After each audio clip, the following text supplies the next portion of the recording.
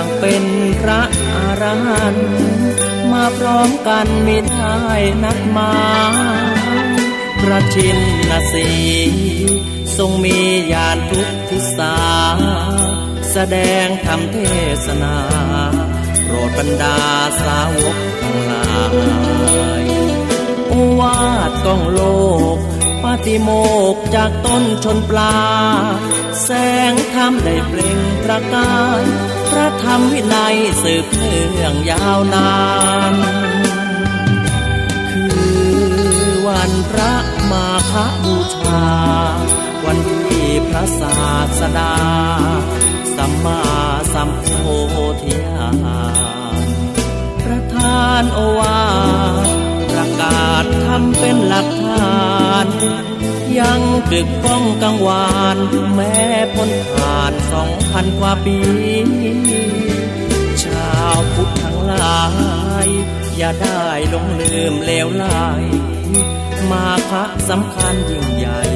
กว่าวันไหนๆทั้งหลายที่มีทานศีลภาวนาปลูกปัญญาเร่งทำความดีชีวิตน้อยนิดเพียงนี้อย่าให้เสียทีที่เกิดเป็นคน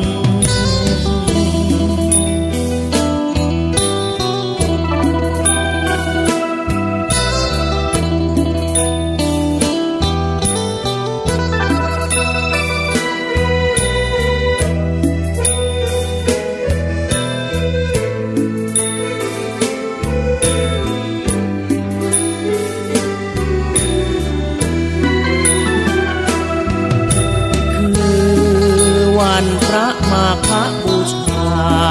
วันที่พระศาสดาสัมมาสัมโพธิญาณประทานโอวาทประกาศทำเป็นหลักฐาน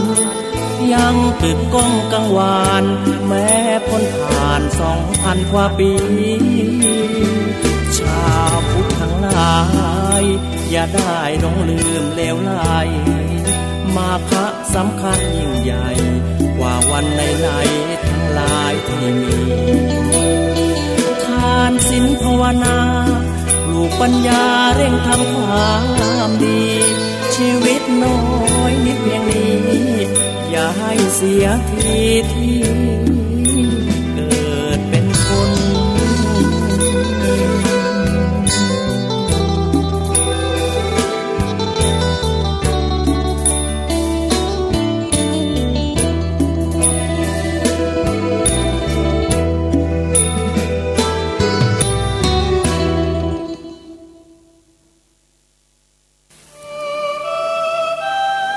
ชีวิตมนุษย์มีสุขมีทุกข์ดีใจเสียใจผ่านอุปสรรคและปัญหามากมายในแต่ละวันสงบนิ่งแล้วย้อนมองตัวเองวันนี้วันพระน้อมนำธรรมะสู่ชีวิตเตือนสติคนไทยทั้งชาติ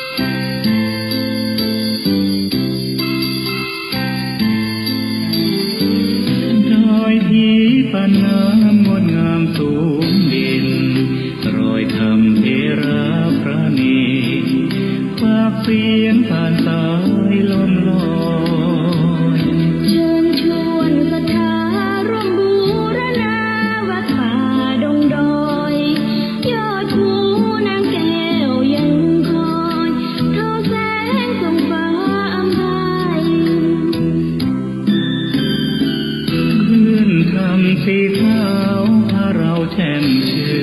นเป็นผู้รู้ผู้ตื่น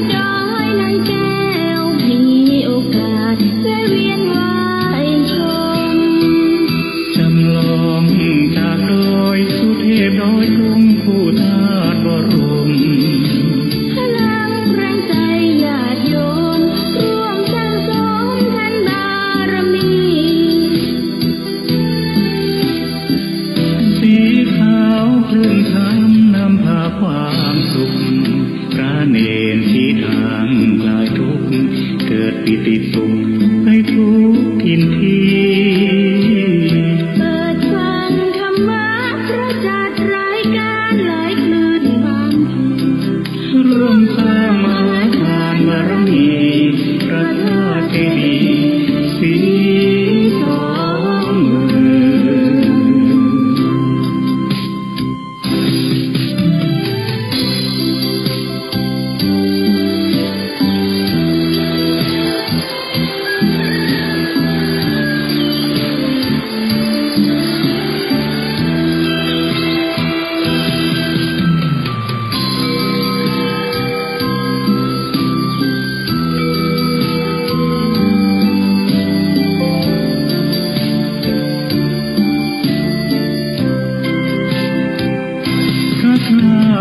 ดี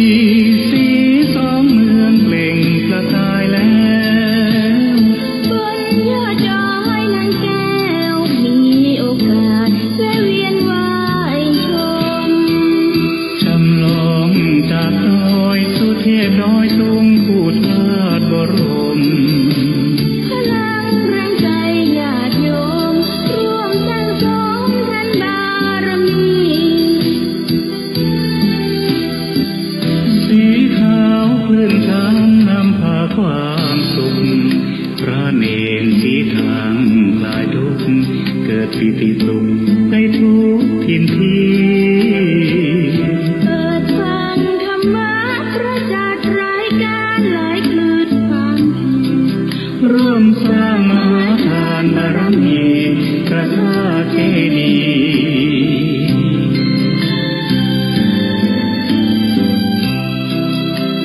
์สีสองเมือง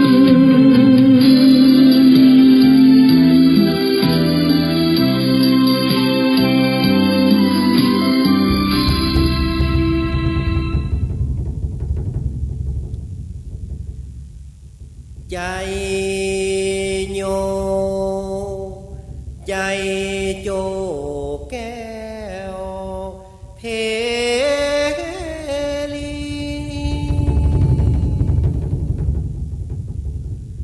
สุภาเลิกเกษมสีผ่องแผ้วปัจจามิตรจุงลานิปังปายไปเนินไพญาจุงกาดแก้วเลิศแล้วเจียงคาน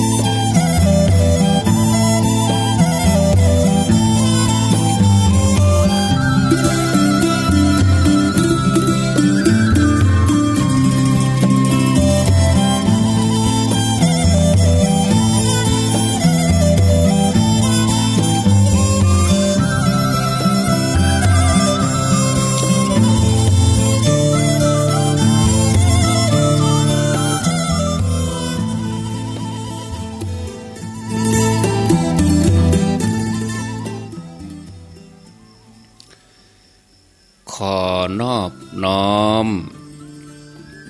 เอากุลพระแก้วเจ้าดังสามประการอันมีพระพุทธพระธรรมพระสงฆ์กุลพ่อกุลแม่กุลครูบาอาจารย์กุลศีลธรรมกรรมฐานจงมาปกห่มรักษาครูบาอาจารย์พระเจ้าประสงค์ทุกรูปปกห่มรักษาป ปอออกแม่ออกศรัทธาด้านสาธุชนคนดีผู้สนใจใฝ่ในธรรมทุกท่านขอถวายความเคารพแสดงความนับถือพระมหาเถระพระเถรานุเถระเจ้าคณะพระสังฆาธิการครูบาอาจารย์เจ้าที่เปิดวิทยุฟังอยู่ที่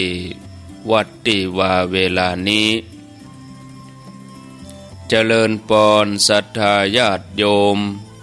ท่านสาธุชนคนดีผู้สนใจใฝ่ในธรรมทุกท่านได้เวลาแล้วเนอได้เวลาแล้วถึงเวลาแล้วได้เวลาสำหรับการรับฟังธรรมะอันเป็นสาระประโยชน์ทางด้านพระพุทธศาสนา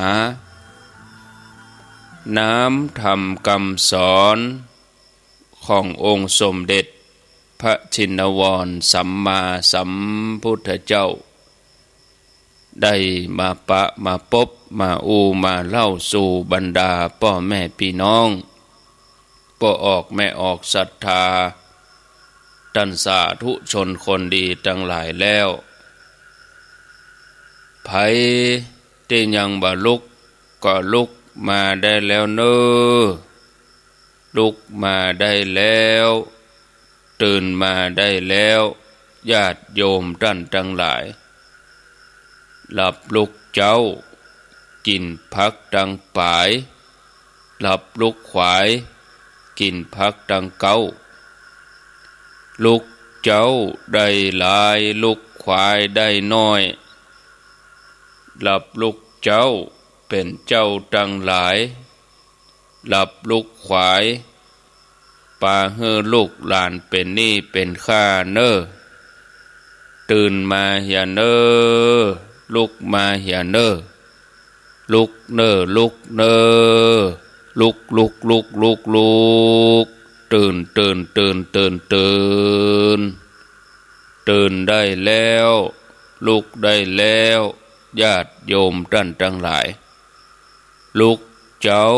ตื่นตัวเจ้าบัวกาบหั่นเยื่องนาพังพร้อมลุกขวายบ่ตันหนต่างกีดก้อมกล้าตัวบ่ต้อมปุ่นอายจุงเก่งเข้าไว้อย่าไปเฮือขวายต่อหน้าสบายจำไว้เน้อเจ้าจำไว้เน้อเจ้า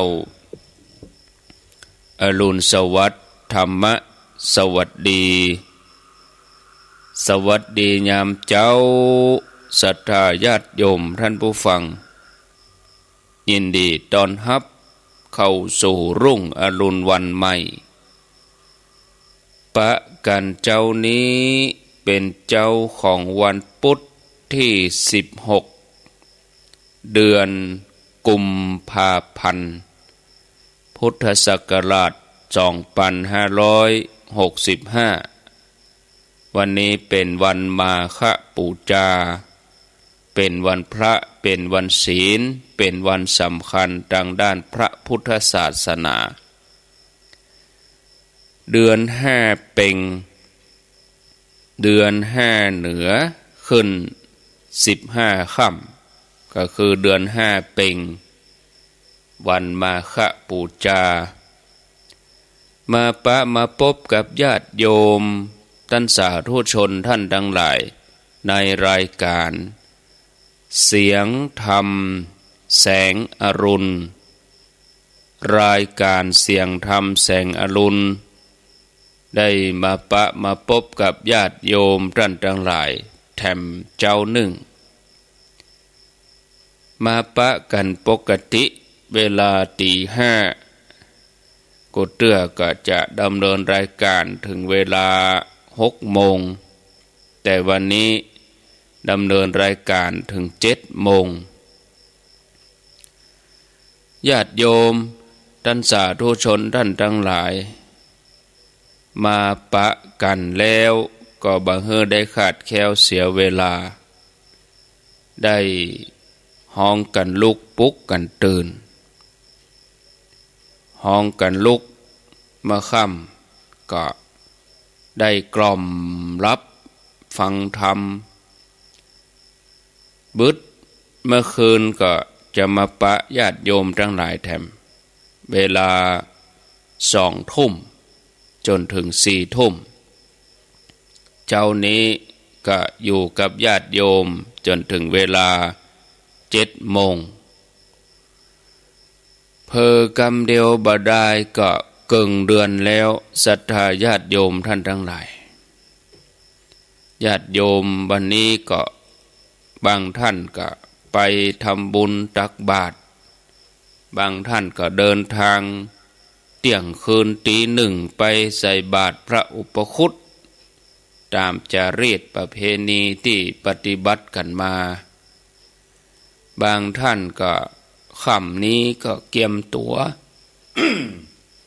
เกียมตัวที่จะไป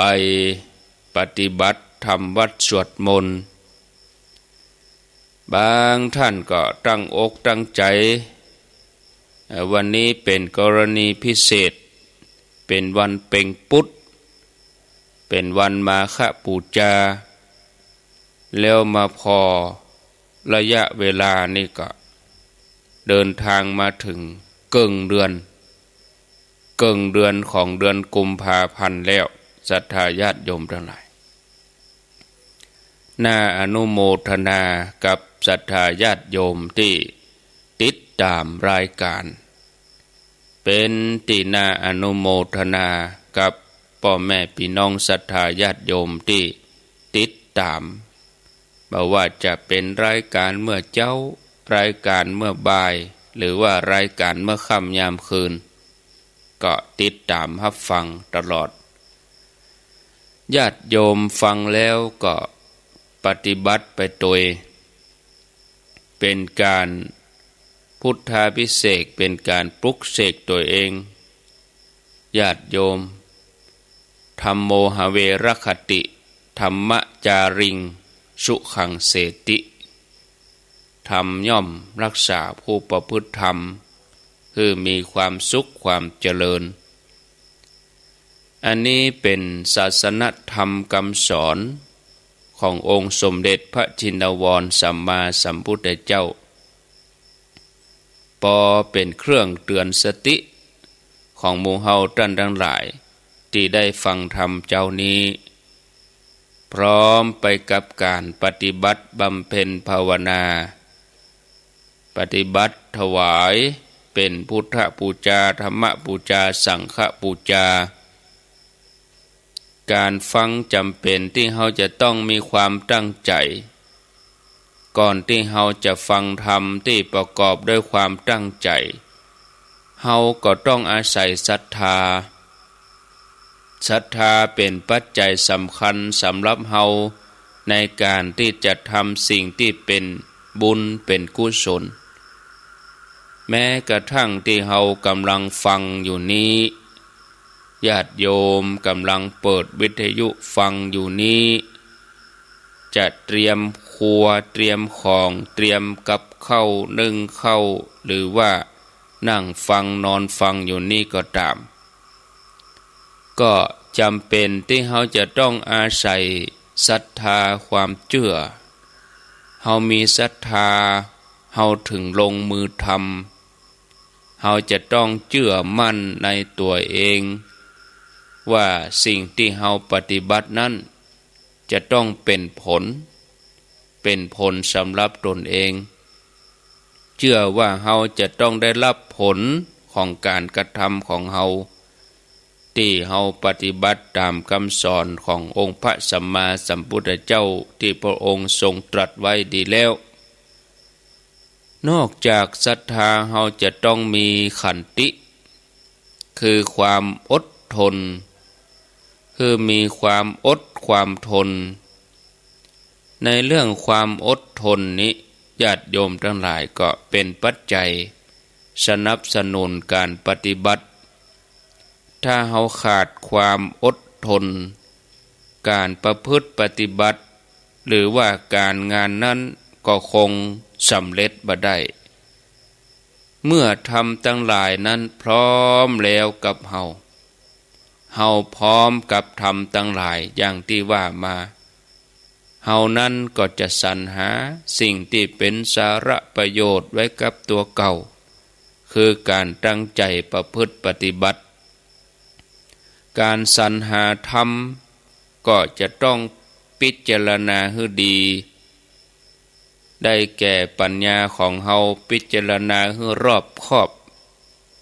เมื่อเฮาตั้งใจพิจารณารอบคอบดีแล้วต่อจากนั้นเฮาก็จะกำหนดตามอาการของจิตคือการปฏิบัตินั้นเฮาก็บ่ได้มุ่งประสงค์อย่างนอกจากจิตของเฮาเพราะการทำความดีทุกอย่างก็เพื่อจะหาความดีให้จิตเพื่อจะทำให้จิตของเฮาให้ดีเมื่อเฮาประสงค์ที่จะให้จิตของเฮาดีเฮาจะต้องรักษาจิตของเฮาให้ได้การรักษาจิตนี่เป็นปัจจัยสำคัญของการปฏิบัติเฮาจะต้องสำรวมจิตการสำรวมจิตก็คือการรักษาจิตอยู่ที่ไหนเฮาหันแล้วจิตนั่นก็บ่ได้อยู่ไกลทุกคนจะต้องมีจิตก็คือใจก็คือจิตศรัทธาญาติโยมเอาแบบง่ายๆเหียก่อนกำเดียวจะสงสัยจิตก็คือใจก็คือจิตพร้อมที่จะอยู่กับเฮาก็จะต้องรักษาจิตสำรวมจิตทีนี้จะรักษาอย่างใดการรักษาจิตนั้นก็คือการภาวนาการภาวนานั้นเป็นอย่างใดก็เหมือนอย่างเฮาท่านทั้งหลายที่นั่งอยู่นี้ที่ฟังอยู่นี้ที่นอนอยู่นี้ถือเอาอาการยืนเดินนั่งนอนเอาอาการนั่งอยู่ก็ได้ญาติโยมนั่งขัดสมาธิขาขวาทับขาซ้ายมือขวาทับมือซ้ายตั้งกายให้ตรงแล้วก็กำหนดลมหายใจเข้าออกจะบริกรรมอย่างใดก็ได้สัมมาอรหังจะบริกรรมว่าปองหนอยุบหนอต้องเข้าลมเข้าต้องปองลมออกต้องยุบก็ชื่อว่าจะบริกรรมว่าพุทโธลมหายใจเข้าพุทลมหายใจออกโธเพื่อให้จิตของเฮานิ่มอยู่กับพระพุทธเจ้าเพราะว่าพระองค์ทรงเป็นนาถะคือเป็นที่ปึ่งเฮาก็ควรที่จะเสกสรรจิตของเฮาให้อยู่กับพระพุทธเจ้าเสกสรรจิตของเฮานั้นให้เป็นพุทธะให้เป็นพุทโธเฮาจะบ่เสกสรรไปอย่างอื่นเฮาจะกำหนดจิตของเฮาบริกรรมพุทโธพุทโธไปศรัทธาญาติโยมเฮาจะบ่นำเรื่องอันยังต่างๆเข้ามาในความคิดเข้ามาในจิตของเฮาจะบ่สนกับเรื่องอันยังนอกจากการบริกรรมเฮาดึงพุทโธเข้ามาหาจิตดึงจิตของเฮาเข้าหาพุทโธเพราะว่าพุทโธนั่นได้แก่กุลของพระพุทธเจ้ากุลของพระพุทธเจ้านั้นอยู่ที่ไหนกุลของพระพุทธเจ้านั้นก็อยู่ในใจของเฮาองค์พระสัมมาสัมพุทธเจ้าเปิ้น อยู่ที่เฮานี้เปิ้นอยู่ที่ใจแต่เฮานั้นโดยมากมักจะบ่เข้าหายังเกิดว่าพระพุทธเจ้าอยู่ประเทศอินเดียหรือว่าพระพุทธเจ้าปรินิพพานไปแล้วที่แท้จริงพุทธะคือองค์หูองค์หูพุทธะแปลว่าหู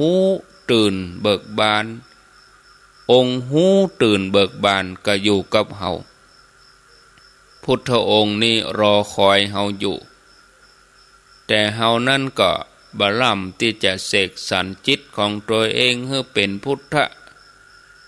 เฮาบ่ได้เข้าไปหาท่านมีแต่ออกไปทางนอกเกิดว่าเปิ้นอยู่ในถ้ำเกิดว่าเปิ้นอยู่ในป่าดงพงลึกแต่จริงแล้วนี่ศรัทธาญาติโยมพุทธะคือองค์พระพุทธเจ้านี่ประจำอยู่ประจำกับเฮาทุกคนแต่เฮาก็บ่ได้เข้าไปหา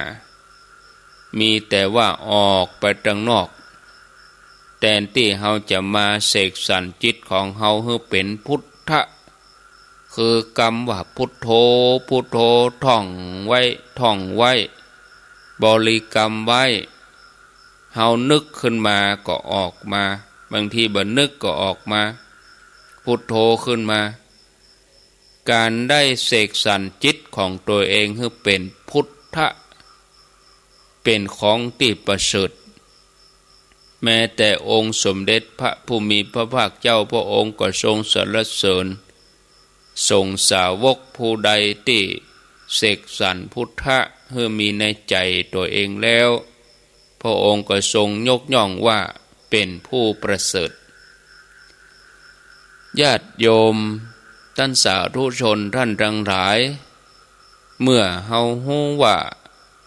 การปฏิบัติศาสนธรรมคือการเสกสรรจิตของตัวเก่านี่จำเป็นก็เฮาจะส่งจิตหนีออกจากตัวเฮาจำเป็นก็เฮาจะส่งจิตของเฮาออกไปข้างนอกสมควรที่เฮาจะเสกสรรจิตของเฮาให้อยู่กับที่ก็คืออยู่กับตัวก็คืออยู่กับที่จะไปให้มันไปไหนจะไปที่ไหนก็ตามเฮาก็จะต้องโดยรักษาสกัดเอาไว้โดยใจสติอยู่ที่ไหนสติก็อยู่ที่ใจของเฮานี่คล้ายๆกับว่าเอาตัวเองรักษาตัวเองก็ใจนั่นมีสติก็เอาสติที่มีอยู่กับตัวเก่ารักษาตัวเก่าแล้วก็เสกพุทโธลงไปเอาบ่ต้องไปเสกอย่างอื่นเสกตัวเก่าเสกพุทโธบริกรรมไปนะถ้าภัยไข้ปะของดีที่มีอยู่ในตัวบ่จำเป็นกับเรื่องอื่นญาติโยมทั้งหลายนะการได้พุทธาภิเษกวัตถุสิ่งของนั้นเฮาก็ยังพุทธาภิเษกให้ดีได้เฮาจัดพิธีพุทธาภิเษกพระพุทธรูปก็ดีเหรียญก็ดีเป็นปูนเป็นดินกี่เป็นหล่อทองเหลืองเฮาจัดพิธีขึ้นแล้วก็สวดพุทธาภิเษกกันแล้วก็นั่งปลกกันพระพุทธรูปที่เฮาแปลงเฮาหล่อขึ้นมาเฮาปั้นขึ้นมานั่นแกะสลักด้วยไม้นั่นเฮาก็ยังถือว่าเมื่อผ่านการพุทธาภิเษกแล้วก็ศักดิ์สิทธิ์ถือว่าเป็นวัตถุที่ควรสักการะบูชาเฮายังไปกราบไปไหว้แล้วก็ยังถือว่าเป็นของดีเป็นของประเสริฐศรัทธาญาติโยมการพุทธาภิเษกตัวเองก็บ่ได้เนี่ยอะหยังฮึนักบ่มีพิธีรีตองอะหยังบ่ต้องไปเกียมเครื่องเกียมครัวอะหยังเพียงแต่เฮานั่งหลับตาภาวนากำหนดจิตของตัวเก่าให้ตั้งอยู่ใน บริกรรมพุทโธการพุทธาภิเษกตัวเองนี่เป็นการเสกสรรอันดีเป็นการได้เสกสรรความดีให้บังเกิดขึ้นกับตัวเก่าฉะนั้นเฮาท่านทั้งหลายญาติโยมทุกท่านทุกคนควรจะตั้งตนพุทธาภิเษกตัวเองพุทธาภิเษกตัวเองก็คือนั่งภาวนาลับตาบริกรรมว่าพุทโธพุทโธอันนี้ทำได้ถึงเมื่อวันถึงเมื่อคืนยืนเดินนั่งนอนคือยืนเฮาก็ทำได้นั่งเฮาก็ทำได้นอนเฮาก็ทำได้เดินเฮาก็ทำได้เมื่อเฮาพุทธาภิเษกตัวเองแล้วผลของการพุทธาภิเษกตัวเก่านั้นเนี่ยจะใดคืออะไรคือความศักดิ์สิทธิ์ของการที่เฮาพุทธาภิเษกตัวเองนั้นที่เฮาจะได้รับก็คือความสงบเป็นเบื้องต้นเมื่อมีความสงบเฮาก็มีความสุขมีความสบายจิตเฮามีความสุขสบายเป็นพื้นฐานเป็นสมาธิอันเนี้ยญาติโยมผลของการพุทธาภิเษกตัวเองเมื่อจิตของเฮามีความสงบสบายตั้งมั่นเป็นสมาธิก็แสดงว่าเฮาตกเข้าไปในรัศมีพระพุทธเจ้าแล้วระยะนี้การพุทธาภิเษกตัวเองของเฮานี่กำลังแสดงผลปรากฏเฮาจะรู้คุณค่าของการได้ปฏิบัติตัวเองเฮาจะหันความดีในตัวเองเกิดขึ้นผลที่เฮาจะต้องได้ก็ได้แก่ความสุขปีติความอิ่มใจเมื่อเฮาได้รับผลคือความสุขปิติความอิ่มใจศรัทธาคือความเชื่อมั่นในคำสอนพระเจ้าก็นักขึ้นจาก90ก็เต็ม100เฮาจะหันคุณค่านำธรรมคำสอนของพระพุทธเจ้าก็ต่อเมื่อเฮาทั้งหลายตกเข้าสู่กระแสธรรมของพระพุทธเจ้านั่นได้แก่ความสงบรัศมีของพระพุทธเจ้าก็ดีกระแสธรรมพุทธเจ้าก็ดีถือว่าเป็นอันเดียวกันเมื่อลงไปรวมกันที่จิตแล้วก็แยกกันมาออกเพียงแต่ว่าแยกเหมือนคำสอนของพระพุทธเจ้าที่มีนักมีถึง84,000 พระธรรมขันธ์แต่เมื่อมารวมกันก็เป็นว่าอยู่ในจิตของเฮาเนี่ยจิตเป็นใหญ่จิตเป็นนายเมื่อจิตของเฮามีความสุขสบายตั้งมั่นโดยความสงบสุขของว่าสมาธิห้องว่าเฮาเข้าสู่กระแสธรรมรัศมีพระเจ้าโดยอำนาจที่เฮาปฏิบัติคือเฮาว่าได้เสกสรรตัวเองให้เป็นพุทธคุณของพระพุทธเจ้านั่นก็จะปรากฏในจิตของเฮาคุณของพระธรรมก็จะปรากฏในจิตของเฮาคุณของอริยสงฆ์ก็จะปรากฏในจิตของเฮาห้องว่ารวมเข้าเป็นมโนธาตุคือใจของเฮาจุดหนึ่งจุดเดียวแห่งเดียวฉะนั้นญาติโยมการที่นักปราชญ์บัณฑิตเปิ้นสอนให้เฮาภาวนาปฏิบัติก็เพื่อจะให้ใจของเฮานั้นเข้าไปสู่กระแสธรรมเข้าไปสู่จุดรัศมีของพระพุทธเจ้าอันมีแล้วในใจ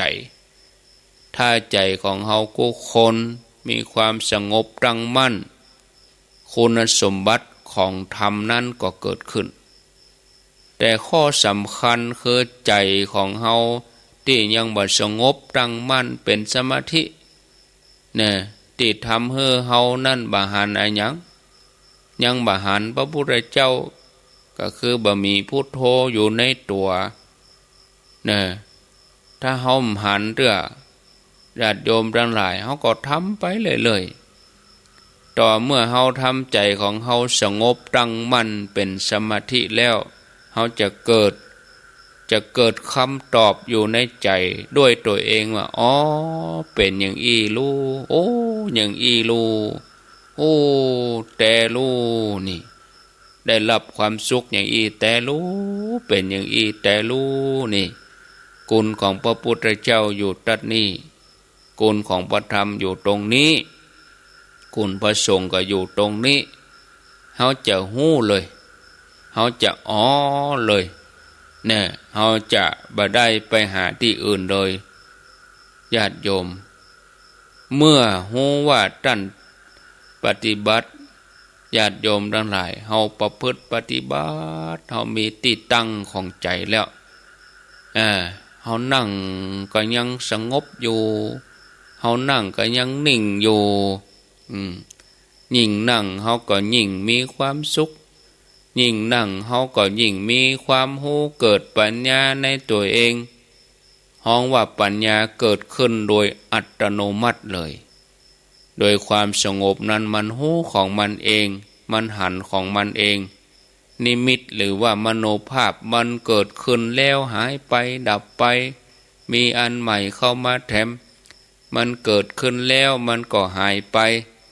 นะหากการหันนี่ก็เป็นหน้าที่ของเขาที่จะต้องเป็นนิมิตเป็นเครื่องหมายของเขาได้หันปรากฏขึ้นมาจะเป็นห้วยหนองคลองบึงป่ายไม้ภูเขาไปที่เฮาบ่เคยไปหันวัดวาอารามหันสัตว์หันคนนั่นคนนี้หันคนที่อยู่ไกลคนที่ตายไปเมินก็หันยังสปะหันแสงหันยังสปะไปหันแผวโอ้สปะแต่เอามาเล่าให้ไผฟังบ่ได้เนอะเอามาเล่าให้ฟังเนี่ยโอ้มันจะเป็นเรื่องที่เขาว่าเฮานี่เพี้ยนฉะนั้นเฮาต้องหู้คนเดียวเฮาต้องพิจารณาเป็นนิมิตขึ้นให้เฮาหันเฮาก็เป็นเพียงแต่หู้เฮาบ่ต้องเข้าไปแสดงเฮาบ่ต้องเข้าไปร่วมแสดงเมื่อเฮาหันเหมือนเฮาไปดูหนังดูละครดูลิเกเปิ้นแสดงหันเฮาบ่ต้องไปร่วมแสดงสักแต่ว่าหันนี่ศรัทธาญาติโยมหูว่าอันนี้เป็นเพียงนิมิตเป็นเพียงเครื่องหมายเมื่อเกิดขึ้นมาเฮามาแล้วครูมาแล้วคือเฮาได้หันได้หูนะ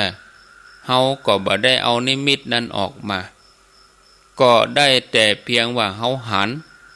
แล้วสิ่งเหล่านั้นมันก็หายไปหมดไปแต่สำหรับใจที่มีความสงบเนี่ยมันก็หันด้วยความสุขหันด้วยความสงบบ่ใจว่าหันแล้วเป็นความทุกข์หรือว่าหันด้วยความเป็นทุกข์บ่ได้เป็นอย่างนั้นมันมีความสุขอยู่ในตัวมันก็หันด้วยความสุขสิ่งเหล่านั้นมันผ่านมาแล้วก็ลบไปหายไปสิ่งอื่นเข้ามาแทนแถมบางทีก็หายไปเลยจิตตั้งมั่นมีความสงบอยู่หรือก็บางอันก็สว่างอยู่ถ้าบาสว่างก็อาจจะสลัวมีแสงนวลขาวไปหมดอย่างนี้ก็มีมันเป็นเรื่องของความสงบที่เกิดขึ้นในตัวเก่าเฮาคือเป็นเรื่องของจิตแต่เฮาบ่ได้กลัวหยังบ่ต้องกลัวหยังนะเฮาก็บ่ได้วิตกกังวลหยังโทษอันหยังก็บ่มีแล้วมันก็หายไปอันนี้เปิ้นฮ้องว่านิมิตที่เฮาหันนิมิตนี่ก็บ่ใจอย่างที่เฮามืนตาเหมือนเฮาพอตั้งนอกนะคือมีความสงบตั้งมั่นในสมาธิคือมีความสว่างเปล่งแจ้งในตัวก่อนถึงจะหันความสุขก็มีในตัวเพราะว่าจิตมีความสงบบ่มีโทษอะไรยิ่งเฮาทำไปก็ยิ่งสงบเท่าใดจิตนั้นก็ยิ่งมีผลขึ้นนะแต่ก็ต้องให้ความสงบติดต่อเนื่องกันไปเลย อย่างเจ้านี้วันนี้เฮานั่งเฮามีความสงบวันพวกนี้เฮาก็มานั่งสงบต่อไปแถมวันฮือเฮาก็มานั่งต่อไปแถมเนี่ยถ้าลักษณะนี้จิตของเฮาก็จะมีความละเอียดไปเลยๆนะแต่ก็มันก็บ่ได้คงที่นะวันนี้ดีเต้าอีเนาะ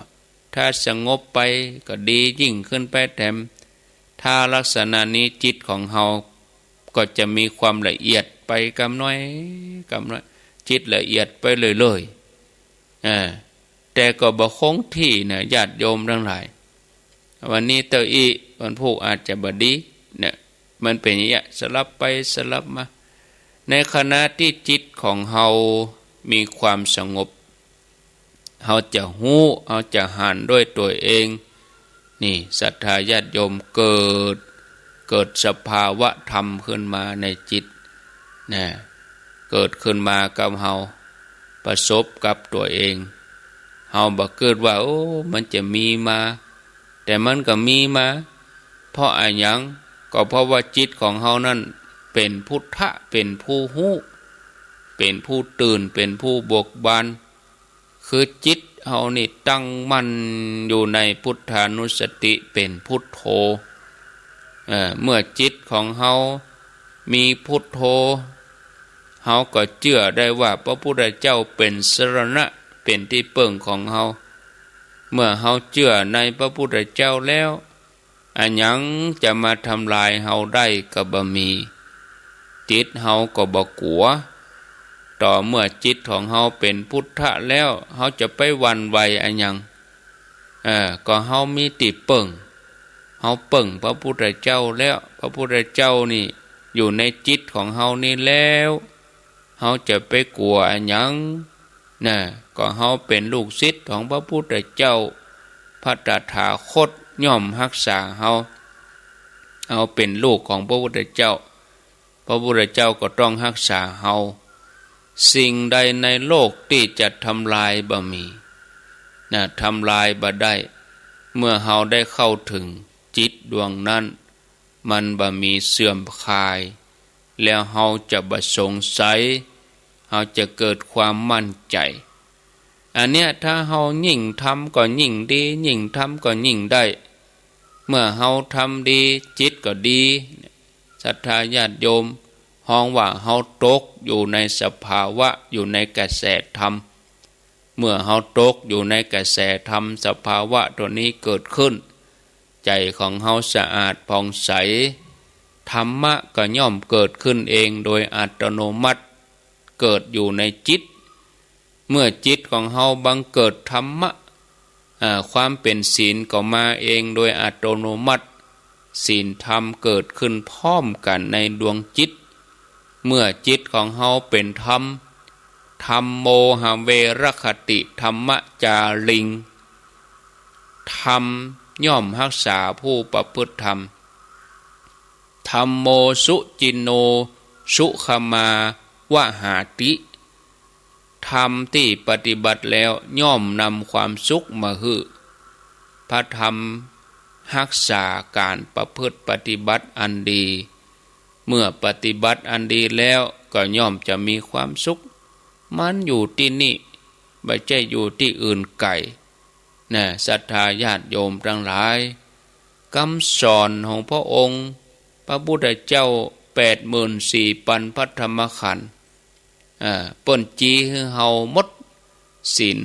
5เฮาจะเอาจากตำรับตำราจะเอาตำราเป็นศีลก็ว่าเอาตัวเฮาเป็นศีล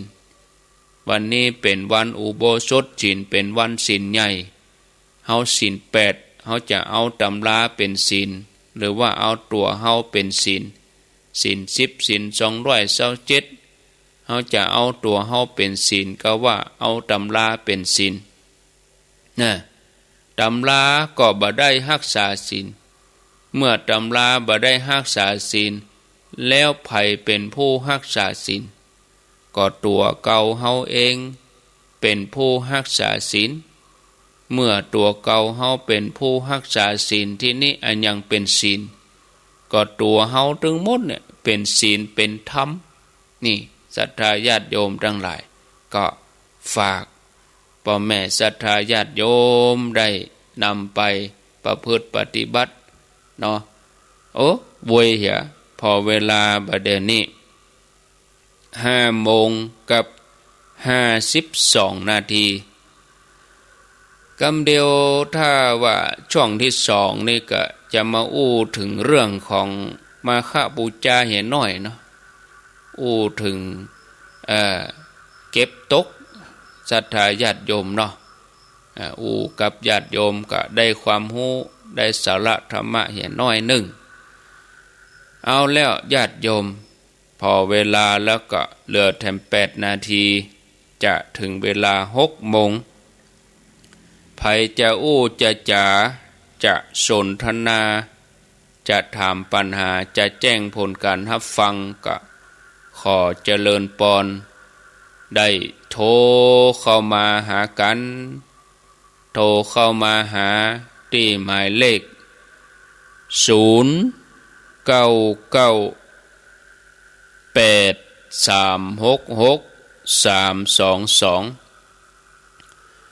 0998366322วันนี้เป็นวันพุธวันแน่ใจหลวงพ่อพระครูวิสิตศิลพรหลวงพ่อเปิ้นจะว่างก็ยังได้ก็วันนี้ศีลใหญ่ได้ก็เดี๋ยวลองเกาะสัญญาณไปก่อนถ้าหลวงพ่อเปิ้นว่างก็อาจจะเชื่อมไปเลยเชื่อมวัดวังสิงคำออกไปเลย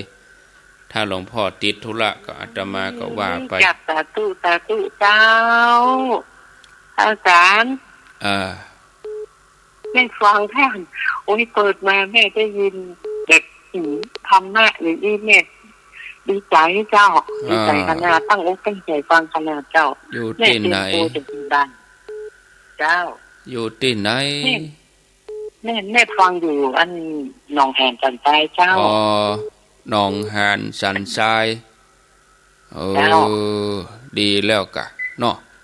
กระตุ้นแม่ก็ฟังท่านอยู่วันก่อนที่แต่ก่อนที่จะอันตู้ท่านอะไรอย่างก็ที่อันหันลงที่อันนองตองแม่ก็ฟังจากแม่เตรียมอะไรอย่างนี้จะใช้ดันเจ้ากู้ว่างเนี่ยเจ้าดันไม่ตนมาดันให้เจ้าแต่ตู้น้องแม่ก็ตั้งอกตั้งใจพยายามต่างดีวันนี่นะพวกก็ฟังแถมเจ้าดีแล้วก็แม่ก็เก็บดอกเก็บดวงแม่ได้เนี่ยไว้ส่วนมันไม่ดีกะแม่ไม่ได้ตั้งใจเอาเฉพาะวันศีลนะแม่แม่มีเวลานอกจากว่าเอาหม่อมนี้ไปอยู่ตัวลูกหลานไปอย่างในหรือแม่ก็เรียนตัวละเนาะแม่ก็สาธุนี่เจ้าขอบพระคุณมากๆเจ้าการนมัสการนี่เจ้าให้คนอื่นโตนักตู้ดีถึงกันสาธุจังโยสาธุหนองหานสันทรายเจริญปอนภาษาข้าวทางตะคูโทรจากดังใดมาดูขาครับแม่ปูคาสันกำแพงภาษาวันเข้าวันอย่างมาข้าเนี่ยฟังชัดเจนดีเนาะครับผมฟังข้างตะคูบรรยายเรื่องศีลการปฏิบัติเขาตัวเป็นศีลน่ากันตัวเก่าเนี่ยปฏิบัติเนี่ยมันพวกก็มาฟังต่อแถมครับผมโมทนามันพวกวันพัดก็บายบึดอาตมาได้เข้ารายการนะท่านณัฐพงษ์แตนบ่าย 3ติดธุระเจริญปอนฮัลโหลจากที่ไหนตั้งใดอันนี้เถินเพื่อดับอำเภอเถินเจ้าฟังสถานีอย่าง998366322นะเจ้าก็แม่นนะกะเบอร์ตุเนี่ยเบอร์เฮาเนี่ยกะโทรมาท่านอาจารย์บรรยงเนาะแม่นแล้วกะแม่นแล้วอยู่เมืองเถินอยู่อำเภอเถินฟังถึงวันเจ้าบ้านหยังอำเภอเถินนี่บ้านสันหลวงเจ้าสันหลวง ตำบลอย่างบอกตำบลด้วยกะโยมเรียบเจ้าตำบลนาโป่งสันหลวงอำเภอเถินจังหวัดลำปางฟังสถานีไหนสถานีลีเจ้าโอ้เมืองลีพดไปเผื่อเมืองเถินพุ่นกะท่านเอ้ยม่วนขนาดม่วนเนาะลีนี่นะม่วนดีหลากหลายดีเจ้าม่วนเจ้ามากับลูกมาเปิดวิดีโอเจ้ากลับมาช้าเจ้าวันผูกก็มาให้เด้อกำลังใจเด้อทุกตนทุกองค์เด้อเจ้าโยมไม่เรียบเจริญปน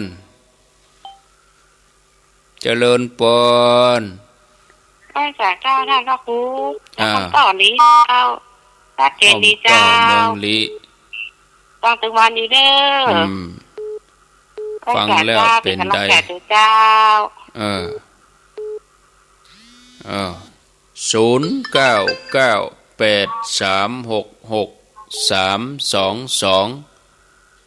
เจริญปนมาสักการเจ้าพระครูยายพรเนาะลูกเจ้าแต่ฟังพระครูฟังดูลุงยองเลยด้วยฟังพระครูนั่นแหละรับละก็มีก้านี่วันนี้รับเลยวันดีกะวันนี้มารับละดีละโมทนาเนอยายพรเวลาหมดแล้วช่วงแรกนี้เอาไว้เตยก่อนเนาะเมินก็บ่ได้กำหนดเวลาก็เดี๋ยวก็โทรมาอาตมาจะพักก่อนแล้วก็ไปฟังกันในตอน2ก็เดี๋ยวถ้าว่า104ท่านพระครูวัดวังสิงห์คำเปิ้นเข้ารายการก็จะเชื่อมสัญญาณไปที่วัดวังสิงห์คำแต่ท่านพระครูถ้าว่าเปิ้นติดธุระอาตมาก็ก้อยมาปะศรัทธาญาติโยมแถมกรรมเนาะสำหรับช่วงนี้เอาไว้เตยก่อนเนอะญาติโยมดังหลายโชคดีมีใจอายุวันโนสุขังปลัง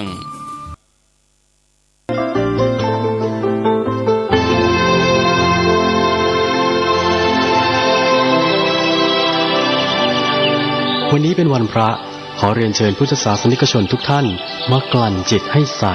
กลั่นใจให้เป็นบุญด้วยการให้ทานรักษาศีลและเจริญจิตภาวนาน้อมจิตให้เข้าถึงพระรัตนตรัย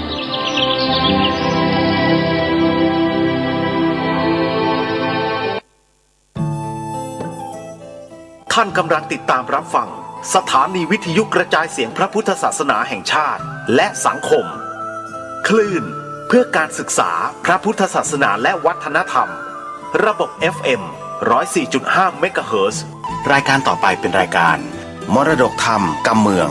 ดำเนินรายการโดยพระครูวิสิทธิ์ศรีลาภรณ์ยกมือ10 นิ้วกราบนบท่านกำลังติดตามรับฟังสถานีวิทยุกระจายเสียงพระพุทธศาสนาแห่งชาติและสังคมคลื่นเพื่อการศึกษาพระพุทธศาสนาและวัฒนธรรมระบบ FM 104.5 เมกะเฮิรตซ์รายการต่อไปเป็นรายการมรดกธรรมกำเมืองดำเนินรายการโดยพระครูวิสิทธิ์ศรีลาภรณ์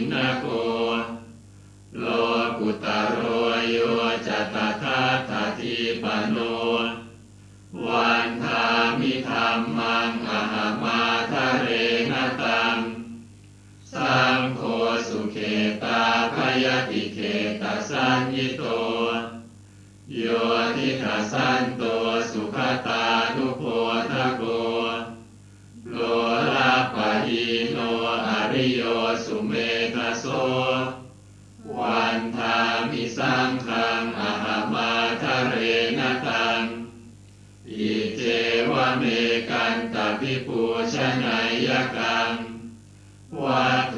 ยังวันทยตาปิสังขตังปุญญังมยายังมะมะสะภุปัทถวา